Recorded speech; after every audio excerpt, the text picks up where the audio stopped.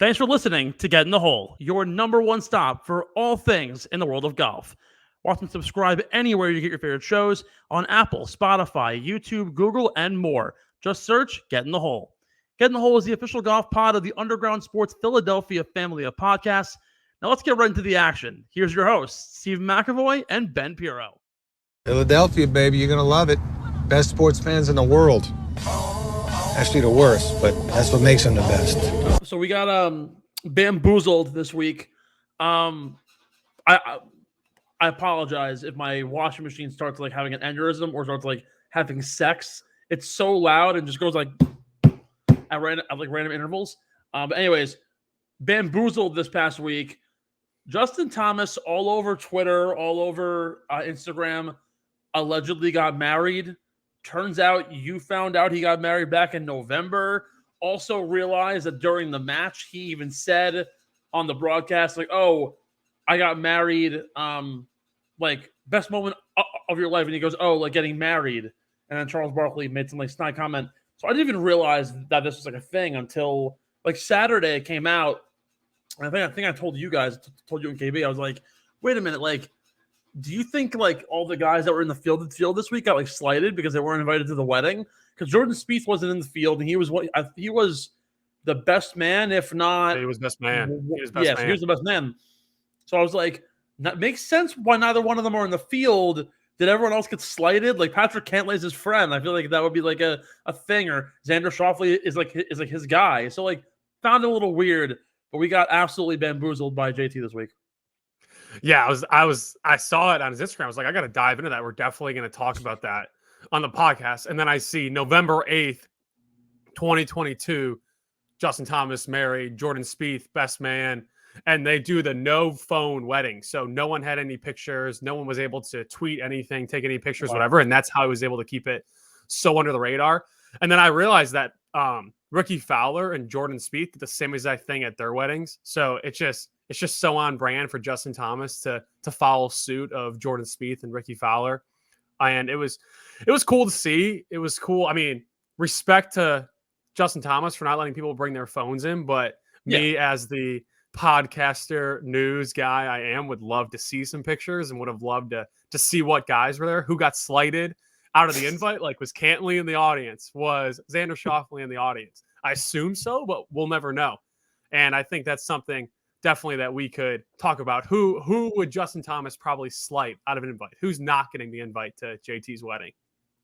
If I had to think solely based on like President's Cup and Ryder Cup teams, because obviously he's been on the last three, I don't know if he's the kind of guy to hold a grudge against the LIV guys. If he did hold a grudge against them, Bryson wasn't getting one. No way. Brooks. Him and Patrick Reed are definitely like bitter rivals. He went to Bama. Reed went to Georgia. Reed's already an asshole to begin with. I feel like that just wouldn't make sense. Yeah, we're just expecting that from Patty. All right. Good guy would be like, all right, so my girlfriend and I have been dating now for like 9 years. And at some point we're like going to tie it up. And she was like, yeah, we're going to have to like snub some people. And I'm like, what is this? What is this? Like the All-Star game like ballot? We're gonna snub people from the vote. Tony Finau, I feel like, would get slightly snubbed because he's a good friend, but he isn't quite there. And it would be his wife it would be JT's wife to be like, sorry, like Tony, but I don't think you'd make it. Yeah, he is like that fringe. He's that fringe friend guy that's always there when you're hanging out, but he's not in the main crew. He's not in that Spieth crew. He's not in that Tiger crew. So yeah, he's definitely on that fringe. But also 7 weddings in the PGA world in 2022. Dustin Johnson, Brooks, Zalatoris, Morikawa, Keith Mitchell, and Sungjae Im all married in 2022. I want to know who went to DJ's wedding because I feel like either he's loved or he's hated by everybody. I mean, I'm going to that wedding. Like people like him in general, but I feel like on the PGA Tour, like for years, he's been very arrogant and like very like kind of reserved into himself. Like even when he won the Masters, he was like kind of like off to the side at the following year's dinner. So it was like, like are people like really into him? I feel like Paulina would also like kind of like have him by the balls. Oh yeah, and I'm literally going to that wedding just to see Wayne Gretzky. Like I could literally care less who was getting married. If I get the opportunity to see Wayne Gretzky, I am 1,000,000% taking it. I would go to the wedding for the sole purpose of reporting on how much snow was there. I feel like if you went to DJ's wedding, you could find cocaine galore in the bathrooms going on. Some such shit was going to happen, and Patrick Reed would be there. Pat Perez would be there, and all of a sudden, all hell breaks loose. That would be the wedding of the year. I feel like Sanjay Im's wedding was definitely like very quaint, very traditional. calm. I'm sure. Traditional. The pictures I saw looked like it was just he and her at the wedding. Like there was no one else there. They just kind of did it on their own. Did you seriously dig and find everyone's wedding? Oh yeah, I was deep. I was on this article, and there was wedding photos from each person that got married. Morikawa's was what you would expect. Zalatoris, what you expect. Brooks was wild, like you would expect, probably similar to DJ's. And I just got engaged like 3 months ago now, so I'm starting to kind of get into that. Yeah, I am getting into that wedding planning phase. Congratulations, buddy. Appreciate it. And that invite list is just like a crazy beast to work through. It's tough. It's definitely tough. So I feel these guys' pain. Yeah, no, I mean, like I've been at it now we're going on 9 years, and I don't know. It's been good so far, but like think of like nowadays these weddings, right? Like $150 a plate. I'm gonna have 200 people. I'm gonna have I don't know my like 30 some odd family members. Then my girlfriend, her dad is one of 7, so the family's fucking gigantic, and it's like. I'm gonna have no room for any of my friends. I'm gonna be sliding like my fifth best friend from the party. No, yeah, it's crazy. Like I want to invite all my friends, but then there's so many family members you got to invite. Exactly. And like, do you really like slight a family member? And it's just a really tough game you got to play for sure. Yeah. So I feel for you, JT. I feel for you. And then like my mom and my grandma, like very Italian family, but like my grandma has cousins who I've never met, and so I was talking to her about it one day. I was like, oh, like. Who's gonna not come? And she goes, oh, well, you gotta invite your cousin Gelsomina. I go, who the fuck is that? She goes, she lives in Georgia. You met her when you were young. I go, what? When I was 4 years old? Like, come on, because I have 70 fraternity brothers that I want to invite, and then I'm like, oh yeah, well, 40 of you aren't even making the cut list to begin with. Like, we're gonna scale it down. I'm gonna feel so bad for all my friends who don't even make the first cut line, let alone the second, the third, the fourth, until we dwindle down. But then again, this is something that I've been thinking about. I'm more I'm schwitzing over the idea of engagement rings because I went recently and prices scare me. So that's my scary. It's scary. Final thought on this. The best person at JT's wedding was Smiley Kaufman. One more final thought from me. What PGA golfer's wedding would be the one that you would dream of going to? Like, who would be your dream wedding? Like not yet married or already married? Anyone, any golfer ever. This is a really good question. It's got to be someone fun. Got to be someone who has a really good time. The wedding has to have an open bar. If it doesn't have an open bar, then you're doing it wrong. Toss up Max Homa or Harry Higgs. Max Homa and Harry Higgs are my 2 picks. We're just always on the same page, Steve. Or Joel Damon literally too. Always. Like any of the jokesters on Twitter would have a great wedding. Yeah, 100%. DJ or band? Band. Live band. I agree. My girlfriend hates that idea. I'm probably really because she's like, well, if I want to listen to "Get Low" by Lil Jon, I want to hear Lil Jon and not hear some band trying to recreate some band like the acoustic "Get Low." Well, if your girlfriend wants a DJ, you're going to be having a DJ. I hate to tell you, Steve. Hey, as my mom used to always say, "Happy wife, happy life." You know what it is.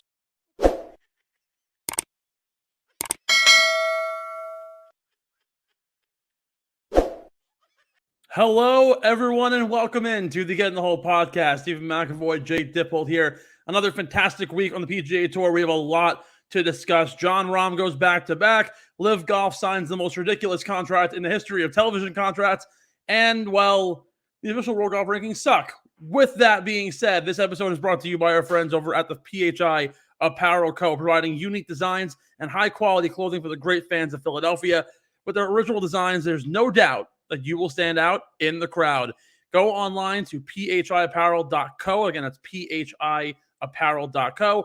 Use code UNDERGROUND. If you can't spell that, look it up for 10% off any apparel when you shop online at phiapparelco.com. Jake, we also have a new sponsor to the Underground. Want to give them a shout out and a welcome in.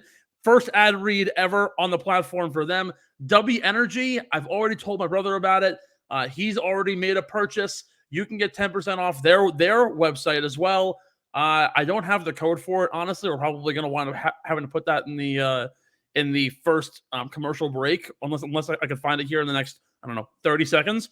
But W Energy, I believe it's like 10% off. You can get a shaker and then 2 tester packs for like $10, which honestly, like the cup itself is like a $20 value anyways. You go to Walmart or Target or whatnot, you can easily get it.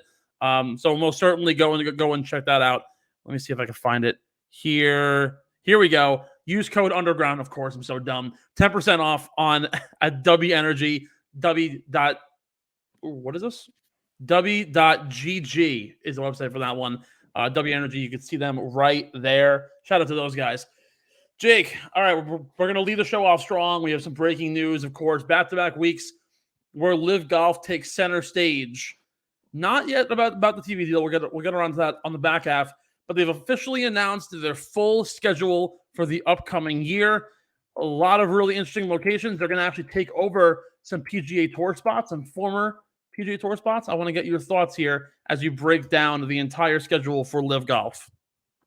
Yeah, I started looking at it. I got the obvious Golf Digest, golf.com central picture they put up with the Live Golf locations. And my initial thought, to be honest with you, Steve, was like, do I really care where Live Golf is going? Like, I don't know why this is getting posted to me. Like, I think I've made it very clear I am not a Live guy. I am a PGA guy till I die. I think it's cool they're going to some new places, and I think it's great that there's a little bit of competition for the PGA, but I just am not a Live guy. And my initial thought when I saw it was, this graphic's cool. It's Cam Smith, but I don't care about Cam Smith currently because, like, he's just not competing in anything that matters. But, I'm trying to be a little more open to the idea. I'm trying to be more positive. But my initial thought, I just see that picture and I think, like, do I care, Golf Digest? No, I don't care. What about you, Steve? It's a, well, yeah, first of all, the graphic kind of slaps. But also, I think this actually is really important because it's the first time that Live Golf is going to have a full year. It's going to be 14 events from, I think, like 8 last year. So 14 schedule event. The interesting part is that this, compounded with what we will talk about with the TV deal, is really how the reception is going to be. The courses last year, there were, I think, 1 or 2 PGA Tour stops that like happened like 30 years ago. The club in London was a big time spot on the DQ World Tour a long time back. No one's really been to the Trump courses, but they've always kind of been coveted as events that people were interested in. Obviously, I believe Bedminster was going to host the PGA Championship last year, but then because of Liv signing on with them, the PGA moved it over to Southern Hills. But like some actually important golf courses are going to be played.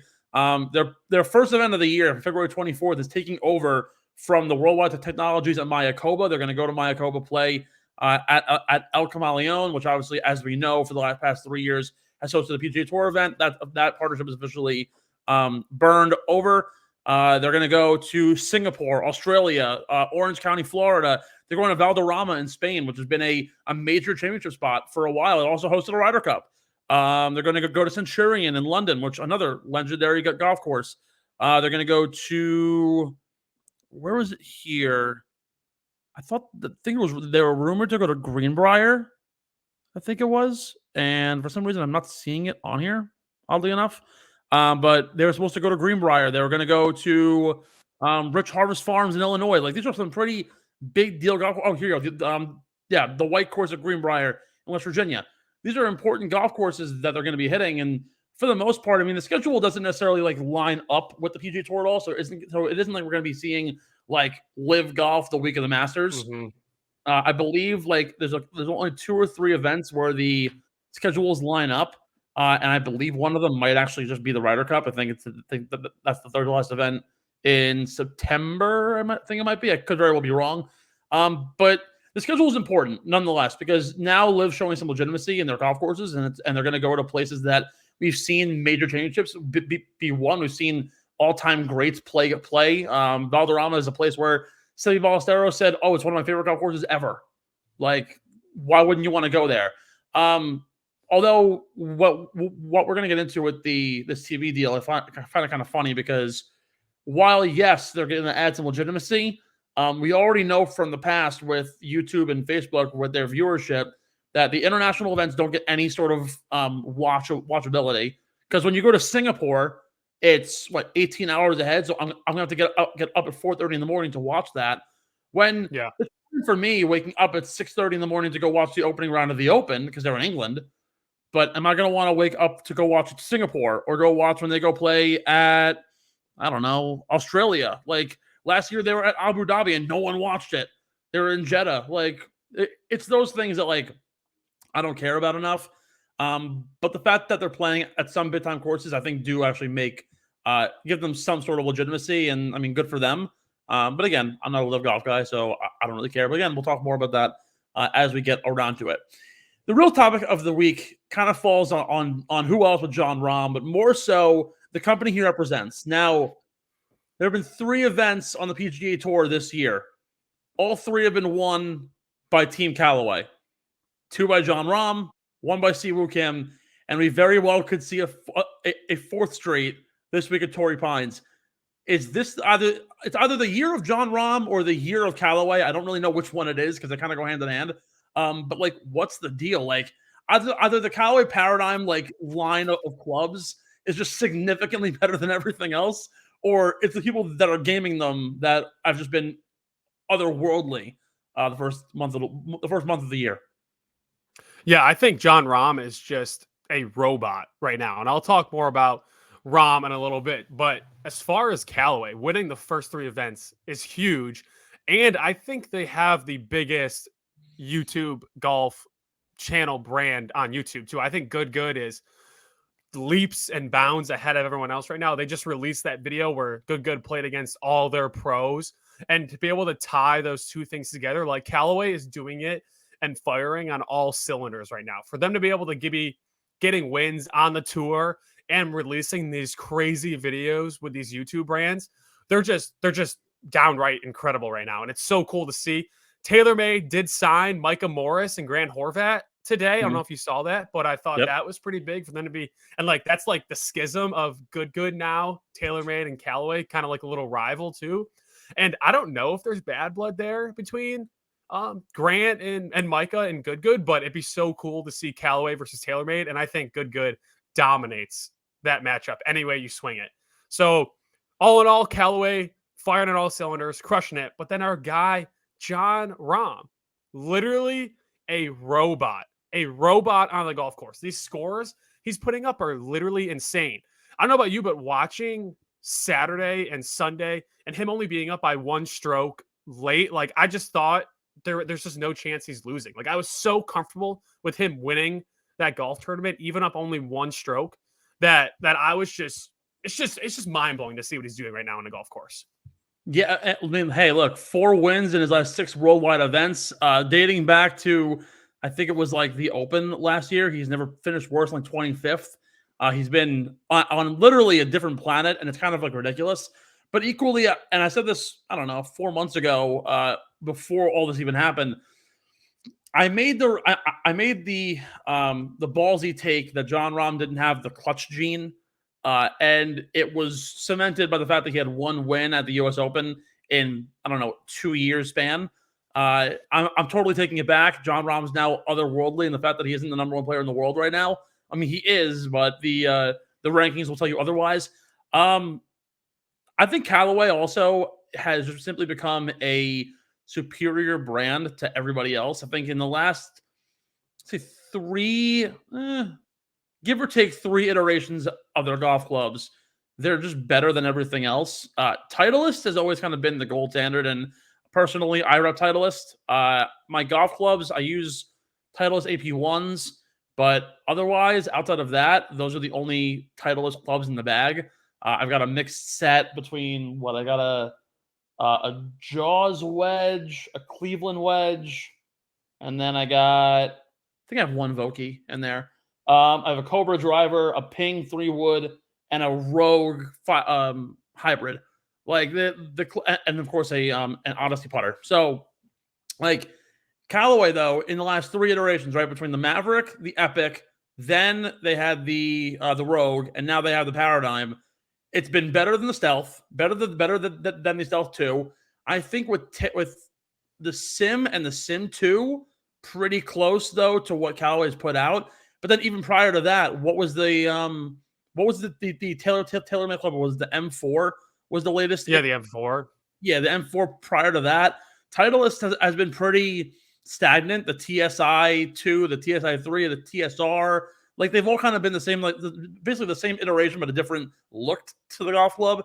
Obviously they've been better with their wedges, but even then, like the Callaway Jaws is better than what the Matt Daddy was. And now it's getting to the point that it's almost better than the Vokey. TaylorMade, I think the MG4 was always a really good wedge, but hasn't really been the same. I mean, putters are a different story because you can get any kind of putter. Doesn't totally matter like what it is, but in terms of the actual performance of your clubs, like Callaway's become a worldwide brand, and I would argue to a degree that they might not have as much firepower in terms of people representing the brand than TaylorMade does, considering TaylorMade now in the last 2 weeks just signed Nelly Korda, Brooke Henderson. They have Rory. They have Tiger. God, who else do they have? They have like literally everybody. Oh God, they have Colin Morikawa. Like they have a ridiculous field of guys. But then, like again, Callaway's got Xander. They've got John Rahm. They have Good, which honestly, like in terms of being able to have a marketability factor, I mean, they're incredible. They're arguably the most marketable golf people on the planet, unless you consider like Rick Shields still profitable. Yeah. But yeah, like I think Callaway is just incredible. But really, it does come down to that too. The face of the brand, which, and truth be told, really is John Rahm, and I think he could win. I think he could win next week. I think he could win the week after that. And I think it's apparent that with the odds board, which we'll talk about on the back end with our bets, like this is the nearest thing that we've seen to Tiger Woods since probably Tiger Woods in 2017, 2016, maybe. Like it's scary. No, yeah, he's just unreal, and a little bit more on Callaway. Yeah, I think Callaway has made a huge jump in the last few years in just terms of clubs. Like I think Titleist was running away with it for a little while, and then I thought TaylorMade was going to make a push with all these guys that we're getting and this stuff they're releasing, but I think they're just putting way too much into the Stealth. Like the Stealth irons are nothing special. All they care about is the head on their driver and the head on these 3-woods. And I guess probably most of the money is in your drivers. Like if you can sell the most drivers, I'm sure they did some calculations to where if we can sell the most drivers, it's better than selling all the material we need to sell on making these irons. So I kind of get it, but Callaway is just so much more holistic right now. And my irons are Callaway Rogue Pros, and then all my wedges are Jaws 52 through 60. So I've been all about Callaway for a while now. Swing Cobra, Woods, and driver because my brother's best friend is a Cobra Pro and Cobra rep, and he kind of got me locked in on it. But I could make the switch in a little bit. I swung the Callaway. What was the driver one set ago? So not their newest driver, but it was like orange and yellow. That was the Maverick. Rogue? Well, the Maverick. I swung the Maverick. It was the Paradigm, the Rogue, and then the Maverick. Yeah, I think it was the Rogue I swung, and I think the Rogue was pretty good. I liked it, but time will tell. We'll see. Very well, very, very, very much a chance that I'll be getting fitted into a Rogue now that it's getting a little bit cheaper. I'm not one to like buy the brand new driver. First of all, I can't afford it. Second of all, why it's like an iPhone. Like if it's 5 years old or it's last year's model, It's the same shit. Doesn't like everything is still all kind of the same. But now all this leads to the age-old question after Jon Rahm goes back-to-back in 2 straight starts. Can Jon Rahm go 3 for 3 this week at Torrey Pines? He's won here twice. 2017, his first career victory at the Farmers Insurance Open. And, of course, the 2021 U.S. Open in arguably, I mean, actually, last year was probably a little more difficult, but a top 5 in the last 25 years, hardest conditions on a golf course. Like drastically different than we saw at the Farmers last year was the U.S. Open. Like insane, tough terrain. I believe Rahm won. Let me double check this, but I believe Jon Rahm won in 2017 at 13 under par. He won the U.S. Open at like 4. Yeah. Conditions were immensely tough, and now he's going to walk into a golf course that's easier than what he's already won at. So do we really think that Jon Rahm can go back to back to back in 3 consecutive starts? Yeah, I think now every single time Jon Rahm tees the ball up, he's got a chance to win. Like literally every single time he steps on a golf course, every single time he tees it up, you have to think about betting Jon Rahm. It's just insane. And we've seen him do it now from the come behind win and the win where he's leading most of the weekend. We saw that in back-to-back or skip a week, but in recent weeks we saw him do that. So for him to be able to show us that his clutch gene is working not only when he's leading but when he's from behind, now he can stay focused and just put up the score he needs to put up. I think you just can never ever bet against Rahm right now with the way he's playing. Even with this crazy elite field, he's still bar none a guy that can always win every time he tees the ball up. You know, we're kind of running into a predicament here because now we're going to be betting Jon Rahm, Tom Kim, like every week. At some point, something's going to have to give. Aside from Jon Rahm, though, we have to giving credit where credit's due to the entirety of the field at the Amex. Rookie stars and the mustache who showed out this past week. We have to talk about Davis Thompson, the rookie from Georgia. Came, a quarter of an inch off from possibly forcing a playoff. Folks watching at home, especially you kids, always pull the damn pin. Or you could be like Davis Thompson, who I think lost like $800,000 because of a putt. But who showed out overall this week at the Amex that you were surprised about? Who gave it a really good run? There was a lot of really great moves on Saturday and Sunday. Yeah, I thought the guy you said, the rookie Davis Thompson, just coming out and putting on a show. Obviously, just miserable for him on that putt. I saw a little interview piece that he did about how he usually does pull the flag stick from there, and he decided not to because of something with the conditions. And he said, like, if that's me, that's haunting me for the next 10, 15, 20 years. Like, that's a win in my rookie year. That's a win early on in the season. Like, it's great to come in second, and I'm sure it's a ton of great money, but it's just miserable to lose like that. And then our guy, Tom Kim, back in the top 10. Love that out of him. Xander Schauffele comes back for a T3 after that back fiasco he had. So I think he's in a really big position to make a run, maybe get a win early on here. And then the only other guy that really stuck out to me was Scotty Scheffler missing that birdie putt on 18 to put him into the 1 overall ranking, which I think is outrageous that all he needed to do is come T8 to become the number 1 overall player in the world. And there's no way for Jon Rahm to jump over 1 spot. And we'll talk about that on the back half. But Scheffler misses a putt on 18 to become the number 1 player in the world. So Rory gets to sit another week on his hands in his house and go play on the DP Tour and still be number 1 in the world. Like, I just don't understand. What about you? What you see this week? 3 things. First of all, Davis Thompson became the first player, I think, since like 2011 to have 5 eagles in the first 2 days. Meanwhile, crazy. 5 eagles the first 2 days, didn't make another one for the rest of the week. Like, yeah. Consider this. I understand you came a quarter of an inch short because you didn't pull the flag. 1 eagle. You had 5 on 2 days. Meanwhile, I'm still looking for my first eagle. Like, here we are. Yeah. But Davis Thompson, 5 eagles early on was like ridiculous to think about. Chris Kirk, back-to-back third place finishes, finished solo third last week, T3 this week. Taylor Montgomery is now on pace easily to be the standalone rookie of the year already. I believe he's played in about 7 events already, and I don't think he's finished anywhere from like 30th, like something insane. Let me actually double check that for my sanity. But like Chris Kirk, 2 straight events, third place finish. He's made more money in 2 weeks than he has made in a year and a half, which is amazing for him. Yeah, so all right, here we go. Montgomery's played in 1, 2, 3, 4, 5, 6, 7, 8, 9 events this year in order. Third, T9, T15, T13, T10, 57th at the Houston Open, whatever.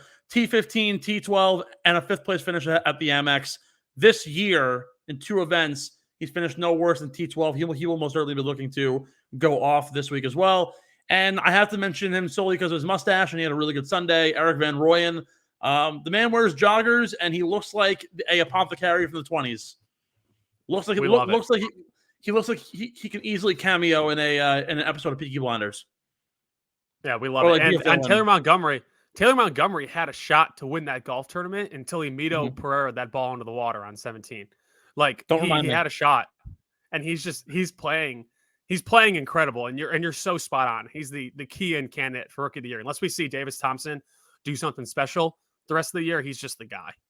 Montgomery has just been otherworldly, and I think it's shown like ever since the KFT when he was, I don't know, I think he had finished in the last 6-7 starts no worse than like T12, like ridiculous numbers out of a kid who, honestly, for the most part, wasn't even a highly touted prospect coming out anyways. Like he was an above average college golfer who was going to make the Korn Ferry Tour, be there for 3 years, and hopefully find his crack. And just like guys we've seen like Will Zalatoris and Tom Kim and Seth Theegala just came out and just has dominated. So God bless him. Good for him. We'll be right back here on the Getting Old podcast. On the other side, the official World Golf Rankings blow, and we're going to give you a deep dive all into the Live Golf contract with the CW, basically a glorified Airbnb. We'll be right back here, Steve and Jake, on the Getting Old podcast.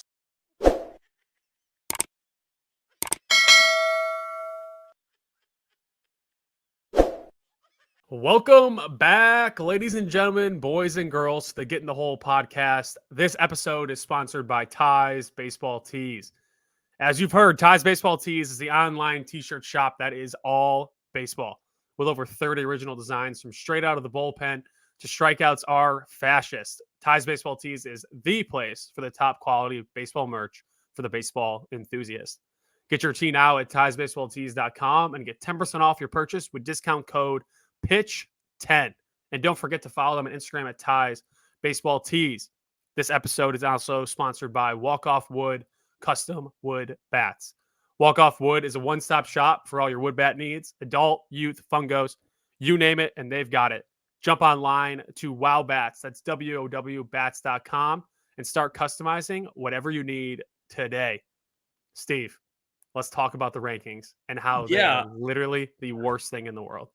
First of all, we're basically running the gamut on the ad reads today. We got 4 already down the pipe. We got 2 more coming up. Like this might be the most like this is the nearest thing to like a sports talk radio show that you could ever get in your entire life as a wannabe podcaster. So as you had mentioned on the other half, Scotty Scheffler was a putt away from the number 1 ranking in the world. Rory McIlroy was sitting on his hands at home watching, and Jon Rahm managed to win. And I think he moved up 1 spot. Doesn't really make sense to me. Also, I should have added to this. The putt would have made Scotty Scheffler T8 this week, and most certainly not anywhere close to the top 5 where Jon Rahm was firmly sitting. So, like, I don't know what the algorithm is. I'm not smart enough to go digging into the official World Golf Rankings like metric system. But the fact that Jon Rahm is only the 3rd best player in the world and he has four international wins in his last 6 starts is ridiculous. And this must be discussed and exploited. Also, how Cameron Smith is still number 4 in the world and he hasn't played in 4 months, beyond me. Yeah, I was like doing a legit deep dive research into the rankings, trying to figure out how they work. And like, I tend to think like I'm a pretty good reader. Like I can understand articles, like even like dumbed down articles I was looking for. And I've read 8 articles and I have no idea how the system works. I literally have no idea how the rankings works. Like there's just too much weight posted on the wrong parts of the sectors. Like the depth of the field is literally barely taken into consideration. Like Rahm was really pissed off about it in his interviews, and he was like, it doesn't matter if you're playing against a bunch of nobodies or you're playing against, I don't think he said that. Like, I don't want to put words into our guy's mouth because he's a really good guy. But I can say this. It doesn't matter if he's playing against nobodies or if he's playing against the top 5 people in the world. And I guess that doesn't really change how he hits the ball, but there's a lot more pressure when you got Justin Thomas breathing down your neck, when you got Max Homa breathing down your neck, when you got Tom Kim breathing down your neck, than compared to some guy who's ranked 190th. Like the depth of the field has to be taken into consideration. And also sitting down and not playing golf also has to bump you out of the rankings. The fact that Rory just gets to sit at number 1, or Cam Smith gets to sit at number 4 because he doesn't play golf, like, it's just outrageous to me. I'm trying to find it right now, and So I literally couldn't understand it. I was trying so hard. I'm either an idiot or the rankings suck. No, so Twitter mastermind Nosferatu goes by @VC606. Is basically like the guy when it comes to the official World Golf rankings. So I'm trying to find exactly like what it says here. So according to this, so this week, fun fact, he can become the number 1 player in the world with a solo 3rd finish or better, but it will depend on how Rory McIlroy plays in Dubai this week, which is strange for 2 reasons. Strength of field in Dubai is 187. Strength of field at Torrey Pines is 287. Granted, this is like a much weaker event than we usually see. I believe in the past, like the strength that the SOF has been like 400s or so. But just because of the fact that guys had to play this week, guys were getting the clearances to go play in Dubai because of the fact that everyone used to not play at Pebble Beach. Now I guess people are taking this week off to go play in Dubai, then come back because they have to play, like, I think once they go to Dubai, they have to play 2 of the next 3 years or 3 of the next 4 years at Pebble the following week. One of those things. But no, it's ridiculous because I understand that his play at the Hero didn't count. His play at the Century for some reason didn't get as much points, even though you're playing against the top 38 players and the 38 players on the PGA Tour. For the most part, really top 25 players in the world, and then a list of everyone else. As opposed to, like, you go to Europe, strength of field isn't so strong, which all right, whatever, but it's still a win. Like, it should still matter. Apparently, according to this, so Victor Hovland very well could be a late addition to the field this week. According to the official World Golf rankings, he is listed in the field. If he is, that means that Rahm's available points to win this week jumps from 44 to 48 by 1 name. Really? Yeah. But also, equally, that's the number 14 best player in the world, right? What's the number here? Number 11. So he's the number 11 ranked player in the world, right?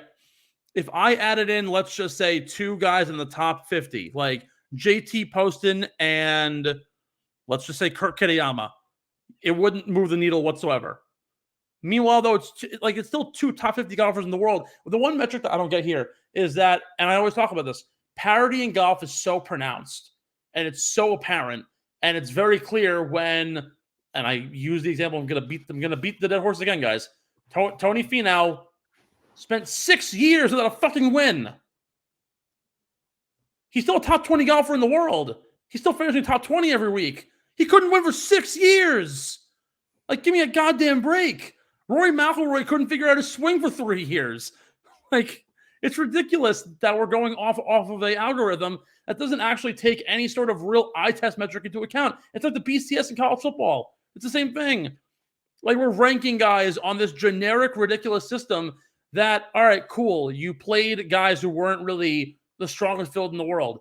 When Jon Rahm won the Mexico Open, it doesn't matter who you played against. You still have to actually go out and execute. And yeah, the field wasn't strong, but there was 30-mile-an-hour winds on the coast of Mexico. Like, the conditions alone were ridiculous. He won at 14 under par. Like, I don't get.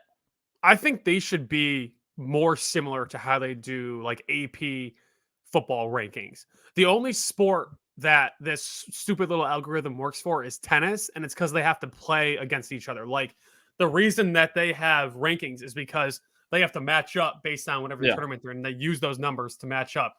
But like, let's have a AP whatever golf. Like, let the golf reporters have votes. Let's use votes, and then every week after the tournament, new votes come out, and your top 50 golfers come out, because that's just so much more useful to have. Like, I guess when the rankings were probably created, you weren't seeing every single golf shot, but now you can see every golf shot pretty much, or at least understand what most guys are doing on every single week. So why don't we have people and have a little bit more human aspect in picking these rankings instead of this stupid algorithm that makes zero sense?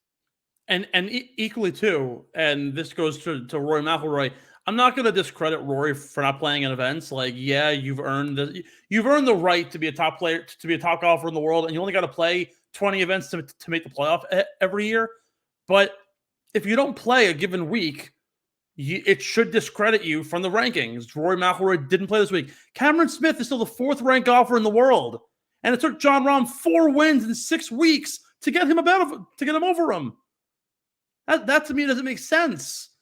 Like, makes zero sense. Like, even just looking at the rankings itself, right? Does Victor Hovland deserve to be there over Tony Finau? Probably not. Does Will Zalatoris deserve to be better than JT or Colin Morikawa? Even Matt Fitzpatrick? Probably not. He has 1 win.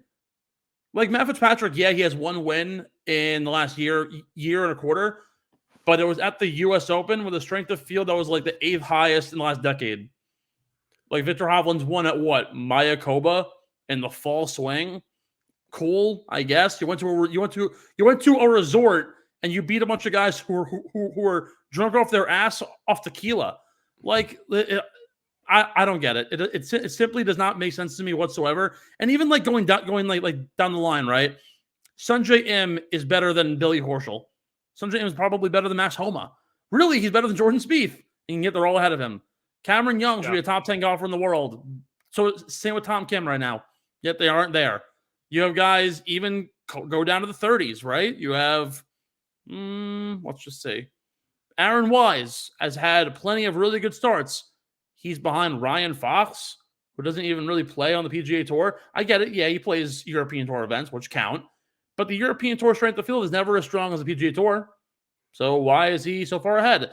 The official World Cup rankings to me simply do not make any sense, and I think you're right. We should be going off of an AP like voters poll kind of thing. And realistically, we have the people to do it.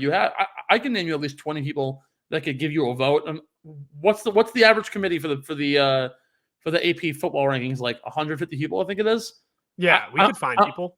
I'm pretty sure you could find me people that would be willing to fill out a survey every week on a Google form and be like, hey, who do you want in the top 25? Hell, we'll do it. Like, add us if you need the 149th, 150th guys. We'd be more than happy to do this. Like, yeah, that's what we should do. We should literally come out. We should come out every single week with the Get in the Hole rankings, and it includes everyone. Like, we're gonna be the people that include LIV, include PGA, and like, let's twist in. Like, let's see. Like, I want to know right now who are the best golfers in the world. Not this. The PGA rankings are so focused on like, what did you do 9 months ago? Like, I don't care about if you were good 9 months ago. I care about who's the best in the world right now. And Get in the Hole from now on is going to release, what can we say, top 25, maybe top 50? We could probably do top 50. Top 25 conservatively. 50's a lot. I think 20. I think even 20 is pushing. I think 15. Okay, we're going to say top 15 Get in the Hole golfers in the world. And it's coming every single week. We're doing it. I'm not even asking Steve. We're doing it. Steve and I have votes. We're going to make it happen. And it's intertwining PGA, European Tour, LIVGolf Tour. And we're going to say these are the best golfers in the world right now. Fuck LIV. They're out of it. No, we got to do it. They got to be involved. No. Give me a 4-day, 72-hole fucking event. We're going to follow the modified official World Cup ranking rules. If we put this on YouTube and TikTok, we need to bleep out me saying fuck. Yeah, we need money. No free ads. No free ads. Also, we'll have to bleep out whenever I say LIV too, because we don't appreciate Yeah, that. never say live. We don't say live. Just call me Steve Monahan, all right? My goodness. Speaking of live golf, Greg Norman made probably the most outlandish statement I've ever heard this past week, called Tiger Woods the mouthpiece for the PGA Tour. I mean, a mouthpiece is like a protective thing. So like I guess you're giving him like credit of being like, oh, like he's protecting the league that he plays for, and oh, he didn't take $750 million to come join my league because he's actually like, I don't know, has sense and like is already a billionaire. I don't know. Comments make no sense. We're simply here to report on it. Jake, what do you think of Greg's comments? And live? I'm gonna start bleeping out live every time I post a clip with live in it. But they kind of been out of the spotlight a little bit, honestly, ever since their CEO dropped down or stepped away or got fired, whatever happened to him. But like this is their next big new. Yeah, probably. We're never gonna hear from him again. Their next big new controversy. And you just like don't mess with Tiger. Like, I don't understand why that's the guy that Greg Norman is picking to mess with is Tiger Woods. Like, he's literally the king of golf. If you wanted to mess with someone, like I would much rather go at Rory than I would ever go at Tiger. And that's saying something. I think Rory is the man too, but going at Tiger and creating this problem with Tiger is just never going to go well for Greg Norman. I literally don't understand it. Who won the Masters in '96 when he lost? Was it Nick Faldo? Yeah, that was Faldo. I'm trying to figure out like why Greg Norman would resent Tiger Woods so much, outside of the fact that like, yeah, I guess it's because he overtook like Norman as most weeks as world number one. Like, if you're gonna really hold on to that, what Tiger made some comments to Phil or not Phil, Craig. Tiger made some comments recently, and that's when he started saying he's the mouthpiece. Tiger was like saying something about Craig. I can't remember it exactly. And he just got butthurt is what we have here. And then Craig had to make some comment that made absolutely zero sense. Well, I do know that Tiger and Rory both said at the Hero World Challenge that if they want to coordinate with LIV, that Greg Norman needs to step down, which I mean, like, not like a bad point. I mean, they're simply saying like, this guy is the turncoat. He's the Benedict Arnold of the PGA Tour. Why do we want to even do business with the guy? So like, whatever, like, fine comment. But like, don't go at Rory McIlroy and Tiger Woods as if they're like the 180th ranked golfer on the planet who doesn't even have a real say in things. Like, they're the two best golfers of the last 2 decades, arguably 3 decades. Like, it's kind of amazing to have this kind of resentment toward these guys. Also, you're swimming in money. What do you care? You just signed a TV deal with the CW, home to Riverdale and One Tree Hill. That's like a soap opera with no content, which is basically just a LIV tour in a nutshell. Like, you're already swimming in money. You have the Saudi Arabian government on your side. What do you care? Stop making these comments. Go and do your thing. It's embarrassing. Yeah, that's the problem. They're going to be the PGA's little brother for as long as Greg Norman makes these stupid comments. Like, he has to completely separate himself and just do his thing, but he'll never do that because he's just so stupid. Like, it's literally mind-blowing to me. Like, he wants to be the little brother, and he wants to be the, ooh, Tiger's picking on me. No, go make your own tour. Like all you are right now is a little subsidiary brother of the PGA Tour, and it's always going to be like that until you stop making these stupid comments. You know, he sounds like a certain somebody who uses Twitter too much. I'm not going to name names. Greg Norman, as we continue on the LIV tirade, signed a TV deal with the CW. I want to give you some numbers before we even choose to dive into this. CW is in 120 million households in America. They are only broadcasted in America. YouTube has 2.6 billion monthly viewers. The LIV Tour has now said goodbye to YouTube, at least for now, so we think, and Facebook Live, and is going to broadcast their tour events on the CW on Thursdays, I believe it is. Thursdays, first round coverage, or Friday, whatever it is. I don't really give a shit. First round coverage is going to be on the CW app. Final 2 days coverage is going to be on the CW. And I think the best part in all of this is they signed this deal and they're not going to make a single cent. According to the agreement, they're going to handle their own production costs, and the CW is just going to simply give them airtime. Apparently, they are restructuring the deal because of all the backlash they got. But I think it's completely hilarious, and I made this comparative on Twitter before I let you jump in here. I apologize to be taking your limelight. But I said this. I was talking to some friends about it, and I was like, LIVGolf going on the CW is basically a glorified Airbnb. So the CW, in terms of television rights, right? Live Tour didn't have a lot of choices in terms of who they can go with. NBC and CBS and ESPN, who's owned by ABC, covers all of the PGA Tour. So they have live coverage on TV on NBC through a paywall, on CBS for their main round stuff, and digital coverage on ESPN All Access, which is on ESPN, again, owned by ABC. ABC has all these affiliate channels. Obviously, NBC has their channels, and so does CBS. Which then leaves you with Fox and TBS that you could have probably partnered with. I'm going to assume neither one wanted to get involved with them, so let's just say they didn't. Then you leave the independent sites and the independent networks. The CW is owned by Nexstar Media. If you don't know who Nexstar Media is, they're basically the channel who owns every local news station in the country. They own like W something in Allentown, Pennsylvania, and they own WABG in like, I don't know, Augusta, Maine, or Bangor, Maine, which actually one of my friends, Tom, is the anchor for. So shout out to Tom. But Nexstar Media owns not really a lot, and they're only a partial owner to the CW. The CW was originally founded by CBS and Warner Brothers. Took the first initial from both CBS, Warner Brothers, created the CW. They both own a minority hold. Nexstar owns the majority hold. So it made sense why they wound up going to a company like the CW. However, just like all shows that have no substance and big names, Riverdale, One Tree Hill, LIVGolf, all kind of makes the same sense here. The problem is that the contract's for no money, and that they're going to basically dwindle down their viewership by over billions because only 120 million people can view on the CW, but on YouTube you had a free network for 2.6 billion monthly views.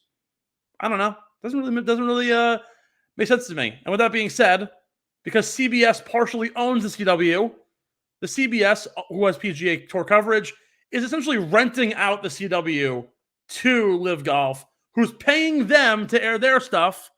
Therefore, it's like me going to an Airbnb, and they're gonna go use the hot tub, and I'm gonna make all the money. Welcome to LIVGolf. Yeah. Don't. You're getting my blood pressure up big time tonight, Steve. Like we have 4 segments in a row on Live right now, and this contract is just insane. Like they're paying CW to let them put their stuff on TV. It makes zero sense. It's never happened before in sports TV. These networks want the sports. They want the sports because they usually bring in views.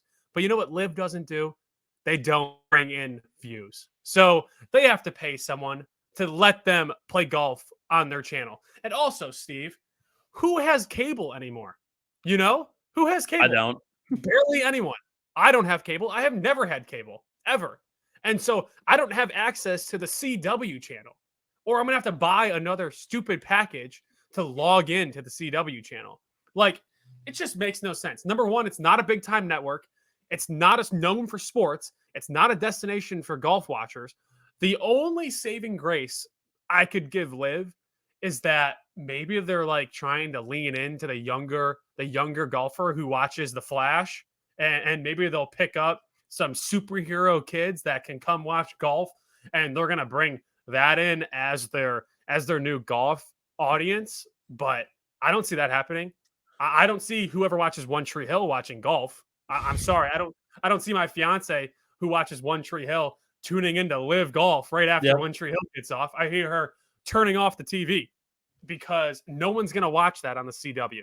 And it's just, Steve, it's blowing my mind. My heart rate's up. No free shout outs, but I feel my Whoop band firing up right now that my heart rate is a little bit too high. So I'm going to send it back to you. I also want to point this out too, because I don't have cable, and you're right. My girlfriend is not going to be going from One Tree Hill to the CW for golf. Among the 5 major streaming platforms that you can get, not like the Netflixes and Hulu's of the world, like the Philos and the Slings and the Fubos. The CW is not a main channel, and on Sling, it's on the package that doesn't include sports. So if you're a sports watcher, can't even get CW anyways. So this is like becoming it's like a fucking comedy act. It's hilarious. It's ridiculous. I think it might be available on Fubo. I don't know. And then also like most of the CW shows were all picked up by like Netflix or like HBO Max anyways. Like you can watch like One Tree Hill and like HBO. So even then, why would I bother to get the CW to begin with?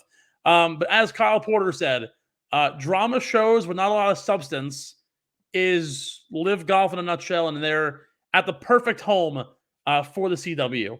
Also, I think it's really funny too because, like, yeah, you're right. The demographic group is kind of there. I know they have like control of like the 18 to 34-year-olds who watch those like no substance shows, but then also all the old heads who like technically, yeah, you have the audience for golf, but like most of those old heads are also like old grouchy men who are like, oh, Live Golf, they're all breakaways. No, screw them. Yeah. So it doesn't really make a lot of total sense. Time to get off of Live Golf. All right. You know what? Actually, we need to like unwind. We're gonna take a break. When we come back, bets. Yep, there you go. Deep breaths. Prop bets, beer money, all that coming to you and more right here on Get in the Hole.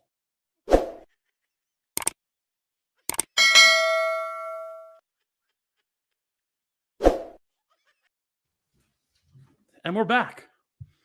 Sorry, had to go and get some iced tea.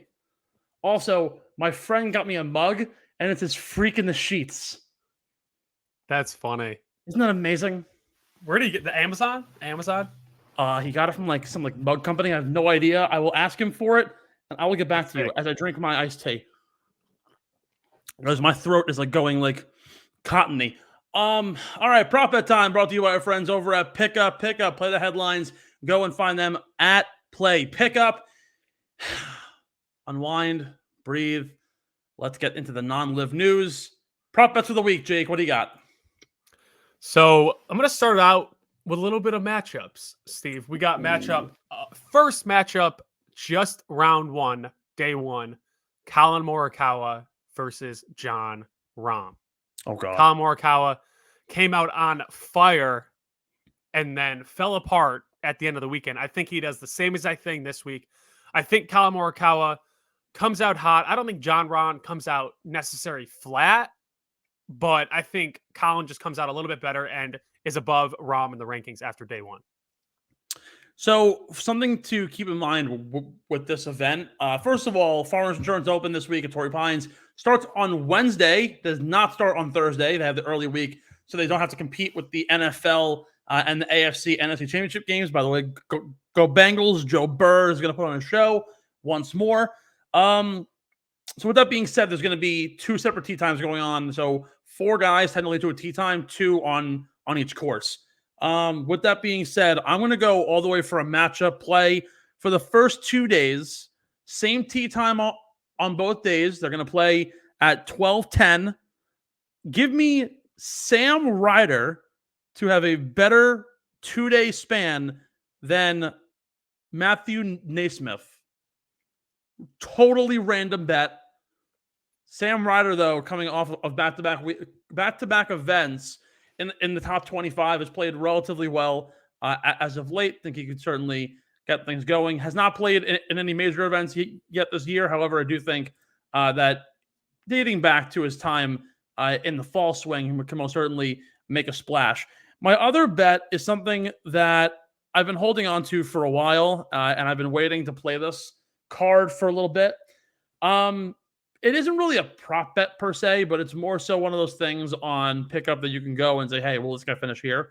I want a top 20 bet that I'm not going to place in my beer money. I'm going to specifically place it here so I can leverage my numbers. I want to go back-to-back weeks in the top 20 for Jason Day. Now, Jason Day has some weird mantra about him that he only, as the last like 2 or 3 years, only plays good in the first like 7 weeks of the year. and then kind of just like muddles away, and then he kind of shows up again on the first 2 days of like majors, particularly like the Masters or whatnot. But last week finished top 20. The year prior, he finished top 5. I believe he was on the precipice of winning either here or at the Amex last year, one of the two, but finished top 20 both weeks. I'm going to give a top 20 to Jason Day to go back-to-back top 20s this week. Any other bets on your end?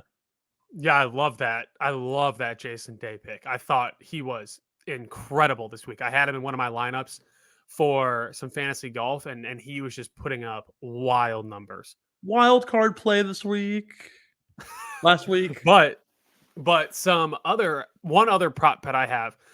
Here we got one of the longest setups on tour at 7,700 yards. So this distance is going to give it a little bit of a major feel this week, which I am fired up for. And I think that major feel in this distance really gets to Davis Thompson.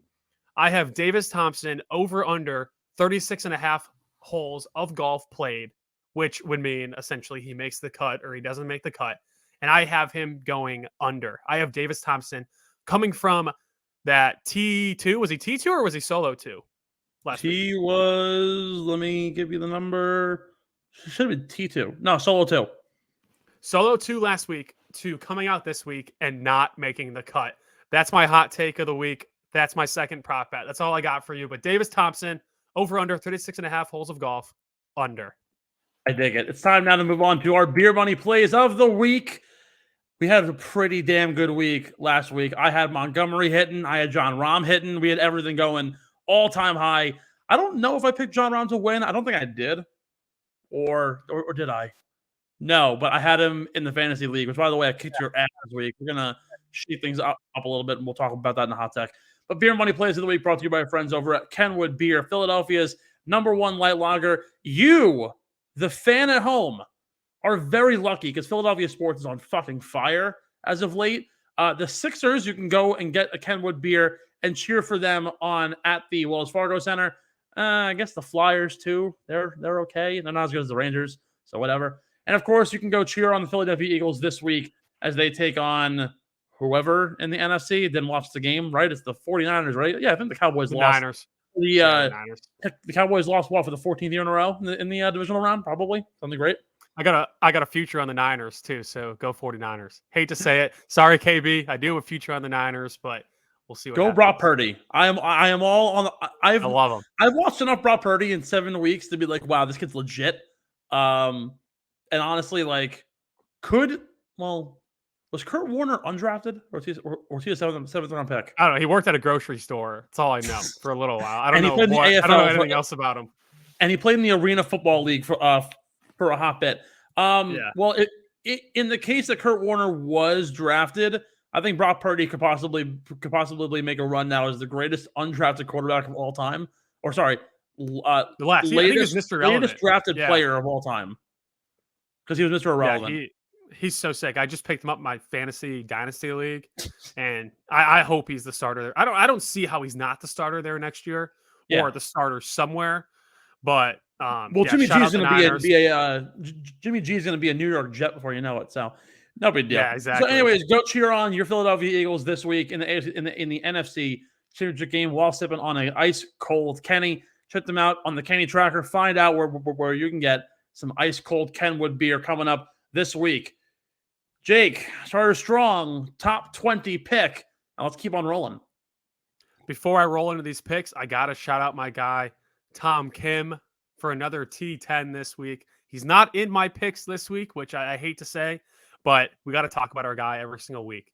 Moving into my beer money picks, a bit of an outsider pick for my top 20 this week, coming in at plus 220 for a top 20, which I think is awesome odds for him. I think he shows out strong. Par 5 scoring course again. I think it kind of is going to play into his hands like the Century did, and that is JJ Spawn, our untucked warrior. The untucked warrior. I love it. My top 20 this week, I'm a little weary with a lot of these picks because, as you've seen, it's a very wild swing of guys who win here. Brant Snedeker's won here at 6 under, Jason Day at 9 under, Jason Day at 10 under, Mark Leishman at 15 under, Luke List, the worst putter on the planet, beat Will Zalatoris on a putt off. Also an awful putter. That was probably the worst. Horrible putters. Just horrible putters. I remember I was in Disney and I was getting ready to ride Avatar, and I'm sitting there and I'm like, oh my God, Luke List is going to win this event. And my girlfriend's like, what are you doing? And I'm like, Luke List is going to win. And she goes, who's Luke List? I go, to be honest with you, I don't really know. So Luke List was somebody who I was like, all right, maybe here, we'll see. But top 20 this week, I'm actually going to go with a really, really wide player here. Someone who has had a good chunk of success on this golf course. Sorry, I can't speak. Remember, 2 courses this week. The South course is 7,700 yards.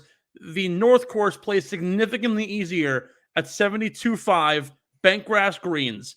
The South course has POA greens. 2 dramatically different courses. The North course, if you're playing there the final 2 days, I think your winner is going to sit on the North course in the final 2. Sorry, the final 2 rounds are on the South course. My bad. With that being said, then the North course, guys who are going to play there first are going to get out to the long leads. I really want to know though the guys that are going to be the second round, and someone who will be is Justin Rose plus 320, which is a way longer odds than he really should be. Justin Rose, top 20 pick.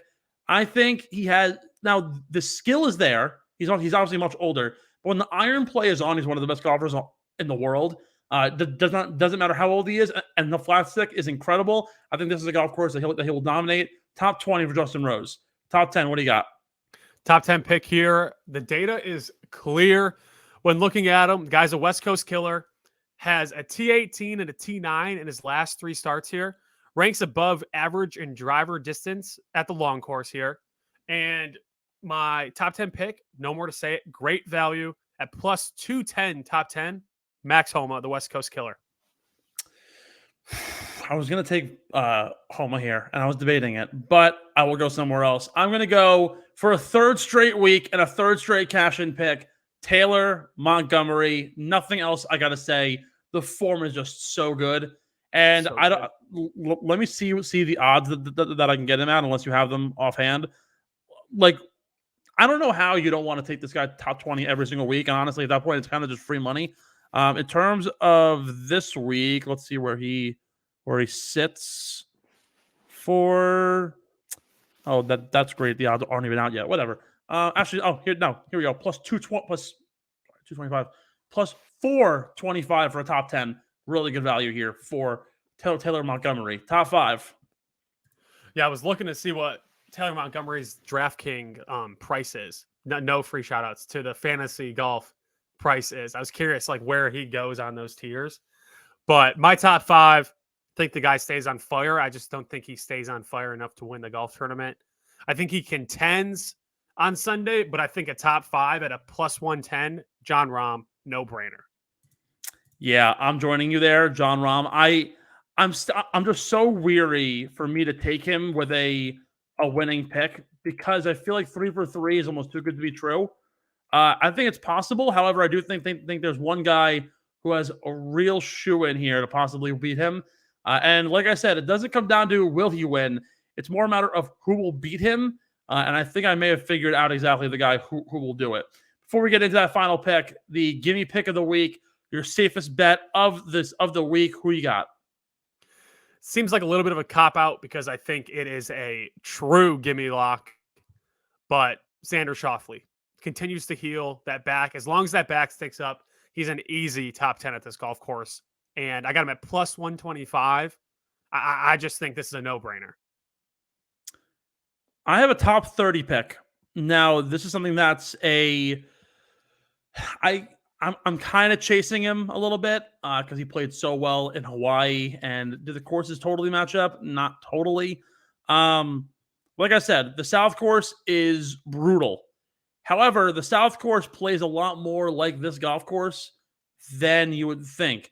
At Wailea Golf Club in Hawaii, Hayden Buckley, who just missed his first win of the year to Siwoo Kim. Surprisingly, these 2 golf courses play a lot similar to that in Hawaii because of its proximity to the ocean front. I think this is a really good play here. Top 30, you can get him at plus 200 for top 30. So Hayden Buckley, gimme of the week. Winner. chicken dinner. Who's winning this week? And who really, question is, who's going to beat John Rahm this week? You know, Steve, I don't always make the bets I say on my beer money. I should because I'm pretty money, but this one is one I am definitely making. He has suppressed odds behind John Rahm, just as everyone else does. Everyone's odds are crazy behind Rahm. He's second best in odds, and he's 3 times John Rahm. 3 times John Rahm. And he's second off of it, coming off a super strong performance, strong putting, strong iron game. The form is there. And my winner to get his first in 2023 season, Tony Finau at plus 1,400. Plus 1,400 on some apps. Did you get him at? Did you get him at that number? Because I got him at 1,200. I'm really pissed off now. Yeah, got him at plus 14. Yeah, well, I'm joining you with Tony Finau. I got him at plus 1,200 this morning, and I'm actually really mad now that I couldn't get him for longer. To be honest with you, this is actually this pick was really between 3 guys. It was between Tony, between Colin Morikawa, and surprisingly, a total like out there left field pick. But his metrics here are incredible. Wyndham Clark is plus like 7,000, 70,000. So like I gotta find him here. 70,000. It's like so deep. Hold on, wait. I gotta find out where he is exactly. Wyndham Clark's plus 8,000. Oh, that was my long shot play that I was thinking about. But I mean, you really like when you look at the top of the odds board. I mean, like, it's not that it's a cop out answer to take one of the top guys in the field, but the horses for courses are a thing, and Tony Finau is one of those, as is Wyndham Clark. But obviously, I feel safer taking Tony Finau, so I will in fact go with him. So I think it just simply fits here that will take Tony. 2 corresponding picks from you and I this week, so very interesting to see how we turn out. With that being said, your wild card pick this week for the Fantasy Golf week 2. Now, I must mention this. I dominated you this past week, 156 to like 60. At the same time, though, I think we need to make a provision here. So you only had 4 guys in the field this week. I had like 7. So I think we have our teams. We should limit it down to only about 4 guys per week plus your wild card. This way, at the very least, you should have 4 guys in your field. If certain things change and you have like 3, then we'll go lower. But I believe every week you should probably have 4 guys. So we'll do 4 guys and a wild card this week. Our picks every week will get put out on Twitter on Wednesday, so you can see exactly who we got prior to the event. This way, we're still kind of going through our managerial ways. But in the spirit of the show, we must give everyone the first pick that will be joining our team this week, the wild card. Now, I should mention this as well. Do not get Jason Day, and we do not get Will Zalatoris, as they were our wild cards last week. So who are you going with this week? I'm just thinking out loud here too. Should we have to start someone from each tier? That way it sticks with the way we did the tiers picks, and we're not just playing our top 10 golfers all the time, or kind of just who's playing well, we get them in there. No, because like there could be a week where like I have Colin, but like Colin just doesn't play well on the golf course. So yeah, I guess you're right. Yeah, I like it. Yeah, let's stick with it. So my wild card, and I'm only like 60% sure this guy isn't on your team. I can't remember. Like looking at him now, I feel like he should be on your team, but I can't remember. Is Taylor Montgomery on your team? Okay, of course he is. Damn it. Of course he is. I knew he was, but when I was thinking today, now I got to find the list of the teams here. I have Give them. me 1 second. I have them. Hold on. I'll send them to you. Oh my God. Gosh, that makes me so mad. I'm sorry. Yeah, my team's loaded. I cannot believe you have him. Okay, here we go. The photo I sent you is not indicative of who's actually playing this week or not, but those are our rosters. Give me a second here, folks. I'm looking. Would you mind if I grab mine? Yeah, you make your pick. I'm taking my top 30 pick. I'm taking Hayden Buckley. Which wow. Let's be honest, I kind of knew you wouldn't take him anyways, because like who would take Hayden Buckley on an off week? But there he is, my pick. See, now this gets tough because like I could take someone that's crazy and just try to come out hot. But I did that last week. I picked I pick Will Zalatoris, and he spit in your really face. doesn't. Yeah, he really doesn't do anything special for me. Now I got to look at the team. Gosh, I'm making this episode go way longer than it has because I don't know what I picked because Steve just has everyone in the world on his team. I had the worst draft ever, guys. But I told Steve before we started recording, I love being the underdog. I love being the underdog. Jake, I took a guy who plays like 4 weeks out of the year without knowing him. I know. I literally fell apart. I am going to take Will McGirt, former Wofford alumni like yourself. No, I shout out Will McGirt, but no. I am taking. Oh, I know this one, and I don't think he's on anyone's team. I'm thinking a guy who's not even in tier 4, Ricky Fowler. That's my wild card pick. I think he comes out on fire. I think his swing's in form. I think he's awesome. I apologize to the viewers for strengthening that out as long as I possibly can. But Ricky Fowler is my wild card pick. You know, your boy Andrew Novak's like plus 40,000 this week.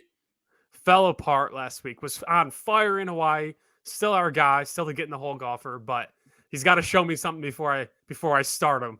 But he's on the squad. He's on the squad. That's all that matters. He's gonna ride the pine until then. He has to. I hate to tell you, Andrew. Man, the nice part about having 2 high school baseball players in the pod is that we can talk all the baseball terms. Just happens to be that one of them went further. Final thoughts before we cut out here. Patrick Reed brings a new stupid slander case to a new court who's just going to dismiss it. So haven't had good lawyerly talks on the pod since week 1, so we might have to bring that back up next week. But Patrick Reed keeps bringing up cases that make no sense. That's my final thought. Patrick Reed, you stink. LIVGolf, you're the worst. With $450 million, I don't know what I would do. But one thing that I would do is pay the Russian government to put Pat Reed in a gulag. That's the final thought there. Thank you so much for joining us here on the Get in the Hole podcast, Stephen, Jake. Once again, on another terrific week. The Farmers Insurance Open. Can John Rahm go 3 for 3? We'll find out, and we'll talk about it next week as they go to some other golf course that I don't know about. Do I know which event it is? Probably not. All right, well, whatever. Thanks for listening to Get in the Hole, the official golf podcast of Underground Sports Philadelphia. Catch us every week wherever you get your favorite podcasts, and be sure to like and subscribe on Apple, Spotify, and YouTube. You can follow us on Twitter and Instagram at Get in the Hole Pod, and follow Underground Sports Philadelphia at Underground PHI. We'll see you next time, and remember, get in the hole!